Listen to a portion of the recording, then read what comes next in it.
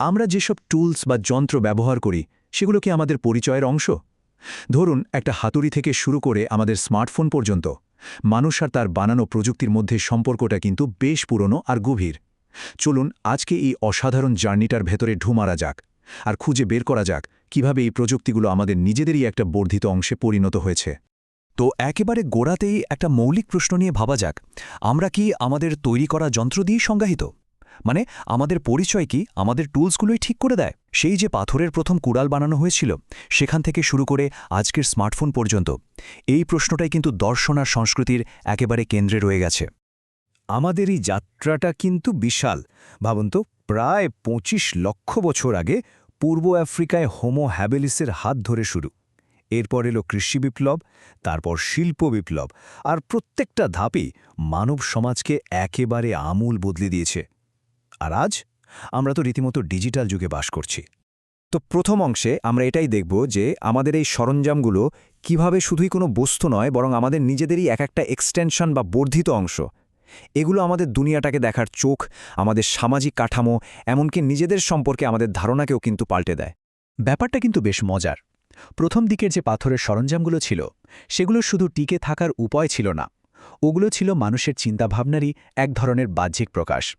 মানে একটা সাধারণ পাথরকে কুড়ালে পরিণত করতে যে পরিকল্পনা আর দূরদর্শিতার দরকার হয়, ওটাই ছিল আসলে মানব মস্তিষ্কের বাইরে চিন্তাকে ছড়িয়ে দেওয়ার প্রথম ধাপ। এর প্রায় ১০,০০০ খ্রিস্টপূর্বাব্দে কৃষি প্রযুক্তির আবিষ্কার মানব সমাজকে পুরোপুরি পাল্টে দিল। লাঙল আর সেচের মতো সহজ প্রযুক্তিগুলো আমাদের যাযাবর জীবন থেকে বের করে এনে স্থায়ী বসতি গড়তে শেখাল।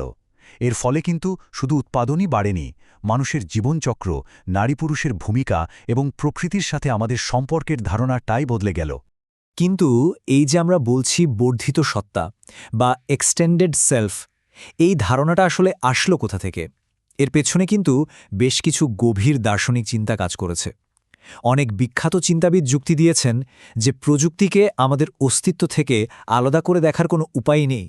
যেমন ধরুন, জার্মান দার্শনিক মার্টিন হাইডেগার একটা ধারণা দিয়েছিলেন, যার নাম জু হ্যান্ডেনহাইট, মানে ব্যবহারের জন্য প্রস্তুত। তার মতে যখন কোনো একটা সরঞ্জাম ঠিকঠাক কাজ করে, তখন ওটা আমাদের চেতনা থেকে যেন অদৃশ্য হয়ে যায়, আমাদের কাজেরই একটা অংশ হয়ে ওঠে। ঠিক যেমন একজন দক্ষ কাঠমিস্ত্রির জন্য হাতুড়িটা তার হাতেরই একটা অংশ। এই একই ভাবনাকে আরও এক ধাপ এগিয়ে নিয়ে যান মার্শাল ম্যাকলুহান। তার বিখ্যাত উক্তি the medium is the message বা মাধ্যমই বার্তা। এর মানে হলো প্রযুক্তি কি বলছে তার চেয়েও বড় কথা হলো প্রযুক্তি নিজে কি করছে। তার মতে প্রত্যেকটা নতুন প্রযুক্তি আমাদের জন্য এক একটা কৃত্রিম অঙ্গের মতো, যা আমাদের উপলব্ধি আর সমাজকেই নতুন করে গড়ে তোলে। আর মজার ব্যাপার হলো আধুনিক কগনিটিভ সায়েন্স বা জ্ঞানীয় বিজ্ঞানও এই দৃষ্টিভঙ্গিকেই সমর্থন করে। যেমন অ্যান্ডি ক্লার্ক আর ডেভিড চালমার্সের বর্ধিত মনতত্ত্ব।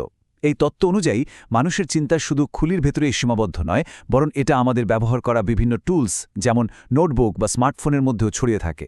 আজকের ডিজিটাল যুগে এই ধারণাটা তো আরও বেশি সত্যি, তাই না? কিন্তু আমাদের মন যদি আমাদের স্মার্টফোন বা ল্যাপটপের মধ্যেও ছড়িয়ে থাকে, তাহলে একটা বেশ জটিল প্রশ্ন চলে আসে। যখন একটা অটোমেটেড সিস্টেম আমাদের হয়ে কাজ করে, তখন ব্যক্তিগত দায়িত্বটা কোথায় শেষ হয় আর যন্ত্রের দায়িত্বটাই বা কোথায় শুরু হয়?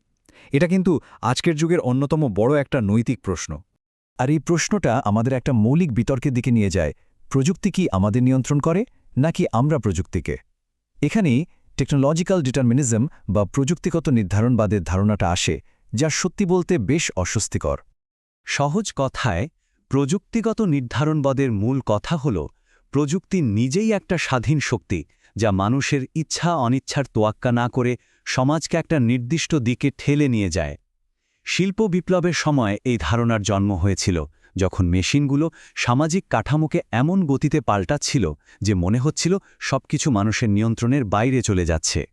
থরস্টেন ভেবলেন এবং কার্ল মার্কসের মতো পণ্ডিতরা এই ধারণার বিকাশে অনেক সাহায্য করেছিলেন। তারা মনে করতেন, আমরা যে সরঞ্জাম তৈরি করি, সেই সরঞ্জামেই শেষ পর্যন্ত সমাজের কাঠামো এবং ক্ষমতার ভাগাভাগি ঠিক করে দেয়। এই নির্ধারণবাদকে আরও শক্তিশালী করে পথ নির্ভরতা বা প্যাথ ডিপেন্ডেন্সের ধারণাটা। যখন ইন্টারনেট বা গাড়ির মতো কোনো প্রযুক্তি সমাজে একেবারে গেঁথে যায়, তখন সেটা এমন একটা পরিস্থিতি তৈরি করে যে অন্য কোনো বিকল্প ব্যবস্থা গ্রহণ করা প্রায় অসম্ভব হয়ে পড়ে। তাহলে দেখুন, আমরা একটা মৌলিক দ্বন্দ্বের মুখোমুখি দাঁড়ালাম। একদিকে আছে প্রযুক্তিগত নির্ধারণবাদ, যা বলছে আমাদের পথ আগে থেকেই ঠিক করা, আর অন্যদিকে আছে মানব সংস্থার ধারণা যা বলে যে প্রযুক্তি আমাদের পছন্দ আর মূল্যবোধের উপরেই নির্ভরশীল। কিন্তু গল্পটা এখানেই শেষ নয়। নির্ধারণবাদের বিপরীতে দাঁড়িয়ে আছে মানব সংস্থার নীতি। এই অংশে আমরা দেখব প্রযুক্তির শক্তি যতই হোক না কেন মানুষের পছন্দই কিন্তু সবচেয়ে গুরুত্বপূর্ণ বিষয়। লুইস মমফোর্ড এবং ডন এধেরের মতো চিন্তাবিদরা আমাদের মনে করিয়ে দেন যে প্রযুক্তি তো আর আকাশ থেকে পড়ে না, তাই না? আমরাই তাকে তৈরি করি। আমাদের ডিজাইনের পছন্দ, আইনি কাঠামো আর নৈতিক সিদ্ধান্তই ঠিক করে দেয় যে প্রযুক্তি কোন পথে এগোবে। কৃত্রিম বুদ্ধিমত্তা বা এআই এর উদাহরণটাই ধরুন না, এর ভবিষ্যৎ কিন্তু কোনো নির্দিষ্ট পথে বাধা নেই। এটা যদি অনিয়ন্ত্রিত থাকে তাহলে সামাজিক বৈষম্য বাড়াতে পারে। আবার যদি আমরা সচেতনভাবে নীতি তৈরি করি আর মানবকেন্দ্রিক ডিজাইন করি তাহলে এটাই অর্থনৈতিক অন্তর্ভুক্তিকে উৎসাহিত করতে পারে। পছন্দটা কিন্তু আমাদেরই। এখানে মূল বিষয়টা স্পষ্ট হয়, আমরা আমাদের ক্ষমতা বাড়ানোর জন্য সরঞ্জাম বানাই, আর সেই সরঞ্জামগুলোই আবার আমাদের জীবনকে নতুন করে গড়ে তোলে। ইতিহাস এটাই দেখায় যে প্রযুক্তি আমাদের পথকে প্রভাবিত করলেও চালকের আসনে কিন্তু শেষ পর্যন্ত আমরাই। এই যুগে আমাদের সবচেয়ে শক্তিশালী হাতিয়ার হল আমাদের নিজস্ব উদ্দেশ্য আর ইচ্ছাশক্তি। তার মানে প্রযুক্তি মানব পছন্দের চালক এবং ফল দুটোই। আমাদের আবিষ্কারের এই যে রূপদানকারী শক্তি, এটাকে স্বীকার করে নিয়ে আমরা সচেতনভাবে এমন একটা ভবিষ্যৎ ডিজাইন করতে পারি যা আমাদের সর্বোচ্চ মূল্যবোধের সাথে মিলে যায়। প্রশ্ন হলো, আমরা কোন ভবিষ্যৎটা বেছে নেব?